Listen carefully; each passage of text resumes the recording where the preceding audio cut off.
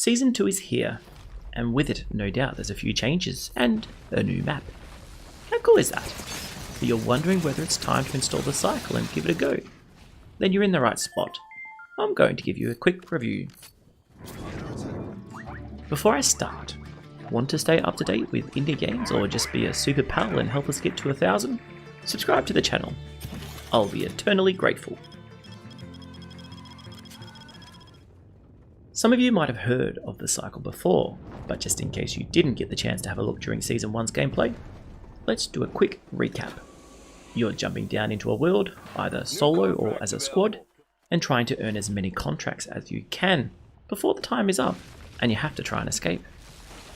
What drew me into the game was the finely tuned balance between fighting enemies on the map, whilst still being involved in a large-scale multiplayer game, which had elements of player versus player fighting. One of the things that allowed this to go through smoothly was that there is very little benefit to killing other players, as opposed to going after the different contracts available on the map. I guess I should change my words slightly. There was very little benefit, and that's all been changed now with the introduction of contract points for killing other players in Season 2.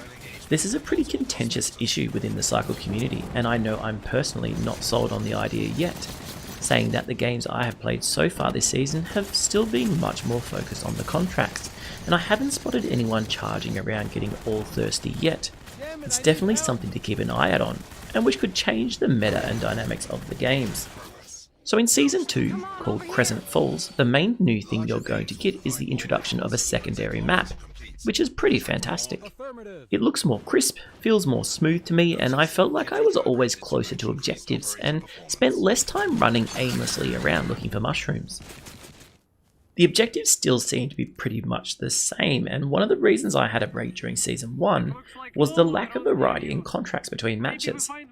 I will be watching curiously to see if this changes moving forward. The cycle has always been fantastic with out-of-game options and customization, and that remains to be the case in Season 2. There is a Fortnite-style battle pass to unlock skins and goodies, and you can use crafting materials that you collect to build blueprints into weapons and attachments, which can alter your loadout.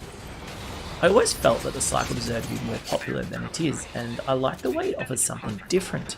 Even in its own description, it speaks to the idea that it is most definitely not a battle royale, and that's cool.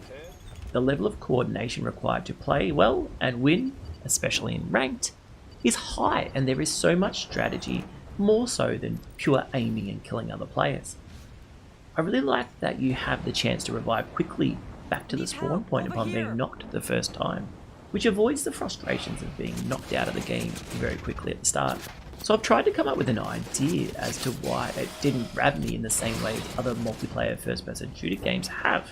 And the best I can think of is that winning, or even the endings in general, don't have the same level of tension that you might find in other games. You simply escape, or you don't.